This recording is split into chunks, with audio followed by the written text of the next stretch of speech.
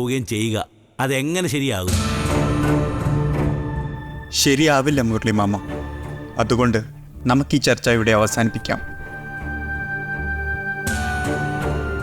എനിക്കൊരു വിഷമവുമില്ല, മറിച്ച് സന്തോഷമേ ഉള്ളൂ. ഇനിയിപ്പോൾ എൻ്റെ വീടാണല്ലോ. എത്ര ലക്ഷം രൂപ മുടക്കിയിട്ടാണെന്നറിയോ ഞങ്ങൾ ആ പുതിയ വീട് വെച്ചത്? അതിപ്പോൾ വെറുതെ ആയോ? ആ വീട് വെച്ചേ പറ്റൂ. അത് നിങ്ങൾ ഇടിച്ചു കളഞ്ഞ വീടിന് പകരമായിട്ടുള്ളതല്ലേ.